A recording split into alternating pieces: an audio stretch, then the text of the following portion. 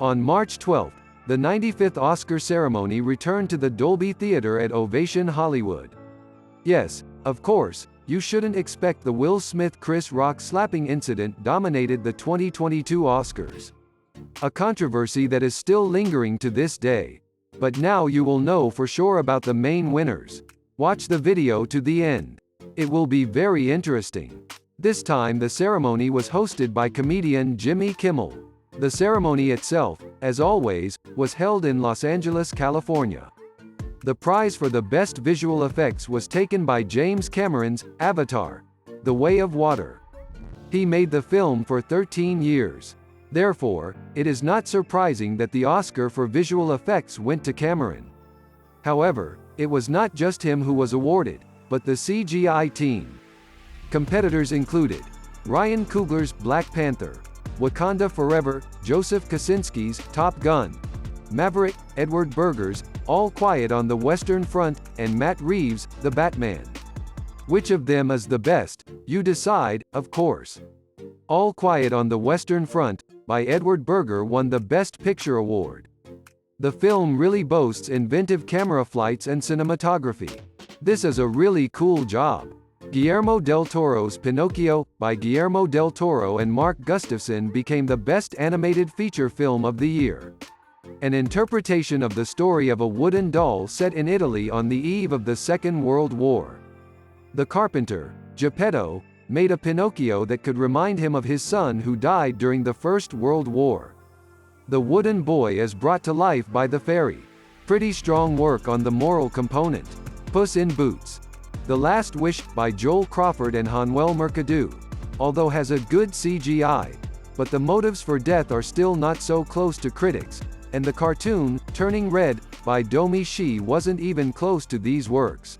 Netflix's All Quiet on the Western Front, by Edward Berger, won the International Feature Film Award. This is the first German film adaptation of the novel of the same name by Erich Maria Remarque about the horrors of the First World War. In total, the film has been watched over 150 million hours on Netflix.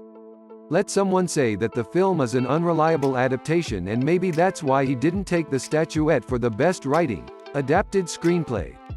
But with all this, this is a strong and sometimes frightening military drama, which is coolly filmed and completely immerses in the life of an ordinary soldier from the trenches of the First World War. Sarah Polley won the Best Writing, Adapted Screenplay, for Women Talking, based on the 2018 novel of the same name by Miriam Taves. Competitors were All Quiet on the Western Front, by Edward Berger and Ryan Johnson's Glass Onion. The award for the Best Actor and Actress in Supporting Roles was taken by the actors of the film, Everything Everywhere All at Once, Jamie Lee Curtis and Ke Huy Quan, the same short man from the movie, Indiana Jones and the Temple of Doom. He disappeared from Hollywood for almost 40 years. The Oscar he received for the role of the timid husband of the main character. Now this film is relevant both in the press and in the results of the award. Dan Kwan and Daniel Scheinert won the Best Writing, Original Screenplay award for Everything Everywhere All at Once. There is nothing surprising here. And the Oscar for Best Actor in a Leading Role, for which Austin Butler competed in the rather noisy Elvis project by Baz Luhrmann and Colin Farrell in Martin McDonagh's The Banshees of Inisherin, was taken by Brendan Fraser for his role in Darren Aronofsky's The Whale. This is a beautiful story of the return of a star from the turn of the 90s and 2000s. Since 2010, he has practically disappeared from the screens due to health problems. His career was also influenced by the fact that in 2003 the actor was harassed by Philip York, then president of the Hollywood Foreign Press Association and the organizer of the Golden Globe. The association blacklisted the actor, followed by Hollywood producers. Only in 2018, Brandon publicly spoke about the incident, and now he has appeared in a rather strong role.